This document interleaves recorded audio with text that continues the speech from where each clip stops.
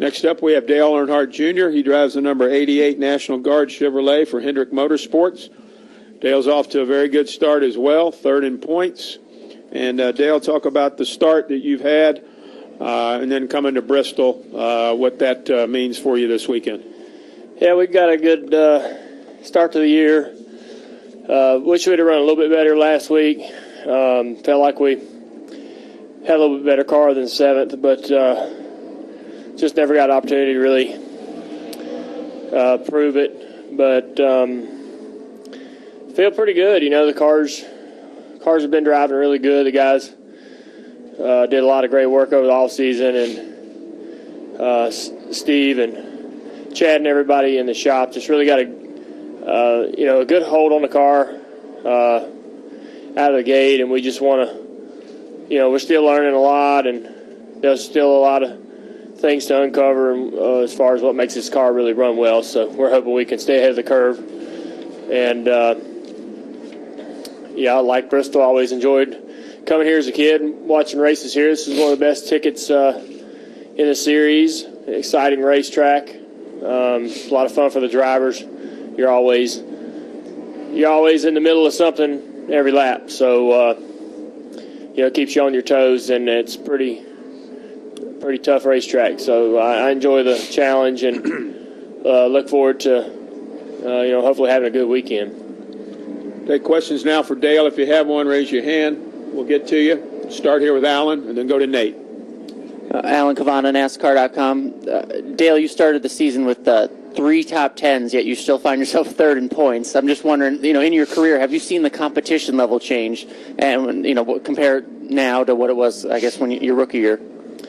The competition level's changed. It gets tougher every year. A lot of that has to do with the way the technical inspection and rules are refined over the years. When you go back to 70s, everything was under interpretation. As you move on through the 80s and 90s, things were a little more uniform, a little more structured, and here, today, you basically, have perfect measurements that the car has to go by from one end of the car to the other. All the components are scrutinized, so that definitely has leveled the playing field and put everybody in a smaller window as far as competition goes. So it makes it tough. Go to Nate, David Newton, Ryan McGee, and then over here. Nate Ryan, USA Today Sports. Dale, Jimmy was just in here, and he was talking about how he's been sort of advocating that in order to improve the racing, perhaps NASCAR should make it more incumbent upon racetracks instead of teams, that maybe racetracks should get more aggressive about changing things. And obviously this track changed last August, and it seemed like it was pretty well received. What are your thoughts on that? Do you agree with Jimmy, and do you think maybe more tracks should take a look at doing what they did here and maybe trying little tweaks to maybe enhance the action like they were able to do here last August? I don't really know if you can do it every racetrack. This place is easy because it's so small, and really what they did was just went up and ground the racetrack a little bit. I didn't anticipate it having the result, which I liked it as well. I didn't anticipate it.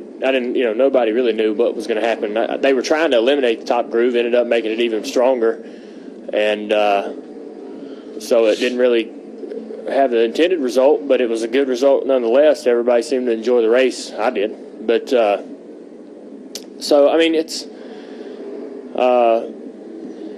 I think everybody needs to put away the pickaxes and the hammers, because we really don't know what we want, what makes a good racetrack. We really don't want to. We don't need everybody going hammering away at the surface of the racetrack trying to fix it, because nobody really knows what the end result is going to be. I think that you look at Atlanta and you look at Vegas and Texas and the age of that asphalt. It seems like the older the asphalt gets, one thing we do know is the older the asphalt gets, the more we move around. I think us running different grooves is better for the racing. I think us running in one single groove is not better for racing. I think we all can agree there. And it really comes down to the asphalt and the tire sort of cooperating together and working well together. It's not really, the cars, the components on the cars and the cars themselves will have an influence on the style of racing, but the main component is the tire, and it connects the car to the track and what the surface condition is. So we just need to be, we just repaved a lot of tracks. You're going to have to be patient. There's no way to speed that process up as far as aging that asphalt.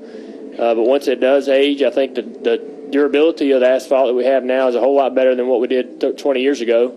So some of these surfaces, once they do age, they'll tend to be more durable and won't need repaving so quickly. And we'll be able to enjoy this, that style of racing on those tracks a lot longer than we did in the previous paving cycle. So, it's just everybody has an opinion on what kind of racetrack's a good racetrack. Every driver's going to have a little bit different opinion on what kind of racetrack they enjoy racing on. The fans, like different tracks for different reasons. Everybody's got a difference in opinion. So, but I really did enjoy racing at Bristol last time, and I know they were trying to push us all down the racetrack and get us to run on the bottom like we used to run here, but that didn't how it worked out. But it still was a good show. Go David and Ryan McGee. Go ahead, David. Yeah, David Newton, ESPN.com. Dale, it seems like with the exceptions that when people are grumbling about the type of racing that's out there, they get to Bristol and it's kind of a fix-all for a while because they like the beating the banging, and that kind of helps get them back on track, and the fans are saying nice things again about the sport. Does that make this a big weekend for NASCAR right now and for this car? I think every weekend's important, especially with the new car and the season being real early, but we all just need to, sort of be patient. I think it's going to take, each race there's a variable that controls whether it's a good race or not. I think in Phoenix, the surface, the newness of the surface really handicapped us a little bit. But that was to be expected in my opinion, and I knew that going in. But when we went to Vegas, I knew we'd be all over the place, and I had a blast racing there. We were moving all over the racetrack, and I think that the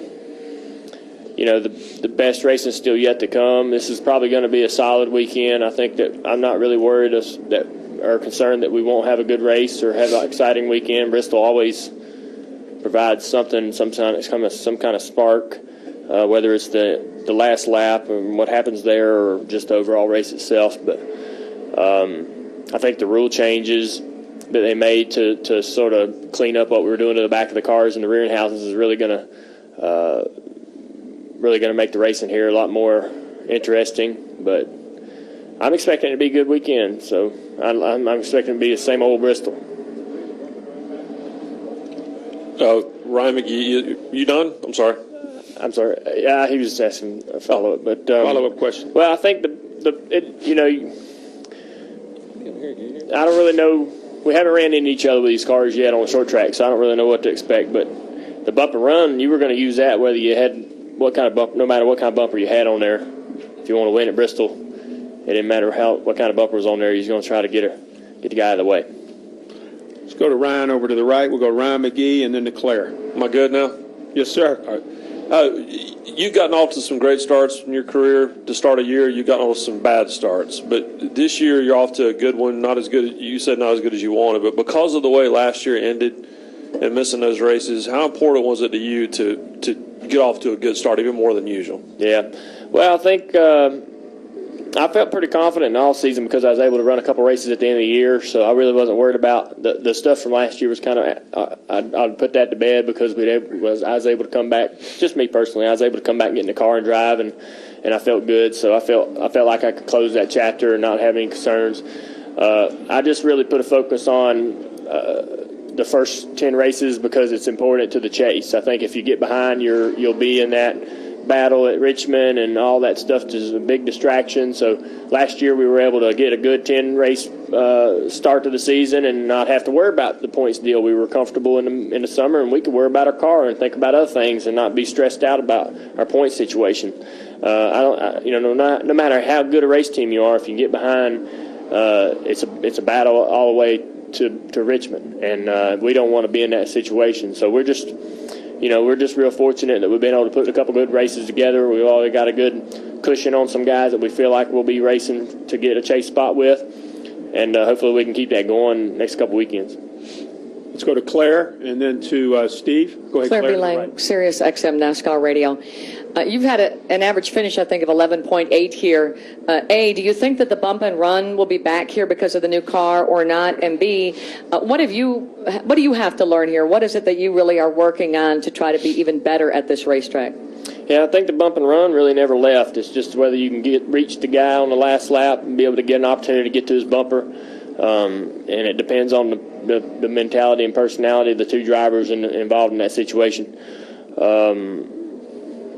I think, what was the second part? What I have to work on to get better? I really, it's hard. We're in the situation, fortunately, we're running good enough that really you can't put your finger on, we got a big problem here, or we got a big problem here. We just got to get, I think if we come out of the pits first on that one pit stop at Phoenix, we got a shot to win just because of the style of racing there. I think if we did what Matt did at Vegas and didn't take tires and come out of pit road first there, we might have had to win there. We had a good enough car. We just got to do, we've got cars that are competing well and running well and showing great speed, and we just got to, do a few things right during the race as far as giving our, we need to be able to contest a spot or two better to put ourselves into that strategy to be able to do what some of those guys do to put themselves in position to win. And it's just, I don't want to put it on anyone's shoulders or point the finger at any one thing, but it just comes down to us, me doing a better job, Steve doing a better job, all of us just kind of stepping it up just a position or two, and we're right there. Two more questions. Steve, and then we'll go to Bob. Steve Richards with PRN. I've got a Fontana question for you, Dale. In looking at your record, you guys have been all over the map. If you just look at the finishes, last year you finished third, though. Have you guys figured something out there? And if so, does the Gen 6 car kind of alter that a little bit?